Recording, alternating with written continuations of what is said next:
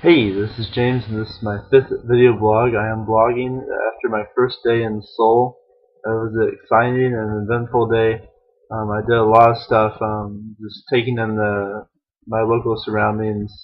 We got to see pretty much all the university and the neighborhood around it.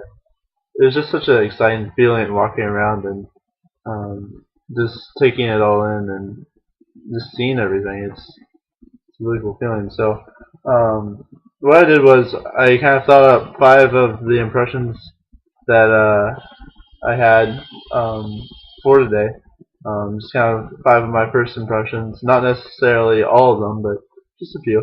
And the first thing that I noticed when I got off the plane, especially in Tokyo, but also in Seoul, is that people wear masks around their face. Um, I've heard this would be true, but I found it interesting just to see it in person. Is that people wear masks around their face to protect from diseases, or if they're sick, they wear the mask as courtesy so that other people don't get sick. And I thought that was really cool. The second thing that I've also noticed is that there's vending machines everywhere. Everywhere I look, I see a vending machine, and they have all these different types of drinks. If you, a can in the U.S. is kind of like this, and maybe that big. Here, it's smaller, and probably about the same height. It's just interesting, and there's all sorts of different drinks here. They have this thing called the Corey Sweat, which kind of sounds kind of weird, but it's like a sports drink. And then I had that, and I also had a blueberry milk, and that was delicious. I really like blueberry milk, so really like that. Seoul is huge. That's another impression, is that as I can't see the end of the city. I heard that at the highest point on top of a mountain and then on top of a tower, you can't see the entire city. It's just such a big city, and when I was flying in, I took video, and it took over 6 minutes to get from the edge of Seoul to the airport. It took more than 6 minutes, and it was just mind-blowing just to think of how big it is. It's one of the biggest cities in the world. There's 11 million people. It's bigger than any city in the U.S. that I could ever see. So it's just so big, and it's so overwhelming to think of how to explore it and stuff. You can't really walk anywhere from where I am. It's just a neighborhood, but take the bus and the subway to get places. So that's how that is.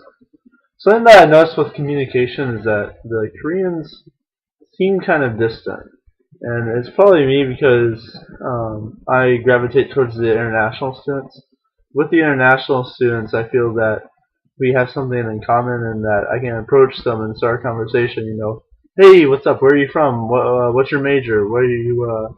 Why did you come here? And we share that in common. With the Koreans, there's definitely a little bit of trepidation and fear of talking to them, especially because I'm not sure if they know English well or not.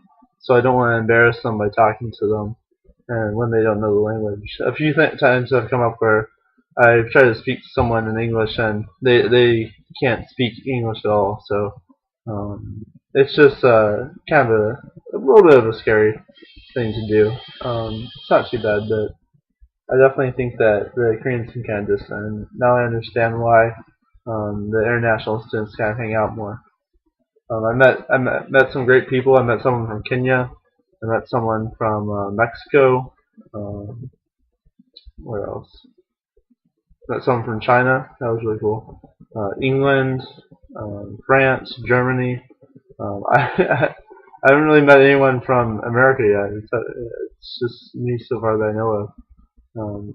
Something that's weird is that when I talk to people, this is another impression, is that I don't tell them I'm from Ohio. I have to remind myself to tell them that I'm from America. And it's kind of like respecting them, I think. Because if I say from Ohio, it's like I assume that they know the 50 United States. And when I say that I'm from America, it gives respect to their country, uh, in a way, I think. So, um, it's just like a weird thing to say for me. Well, I'm from America, and it should be evident by my accent or something, but it's just a weird thing to say to people for me. So that's something that I've been trying to get used to, is accepting that America is not the center of the universe. And then something also, the final thing is that I always see people on their cell phones everywhere I look, and they all seem to have like a iPhone lookalike. It's not the iPhone, but I always see people on their cell phones. And Seoul's such a connected city, such an internet addicted city that this is to be expected. That it, I could expect it, but actually seeing it really left an impression on me. Um, it's because everywhere I look, I see someone on their cell phone. So those are my first impressions from my first day in Seoul, South Korea. Um, I'm sure there'll be many more, and look forward to that. Bye.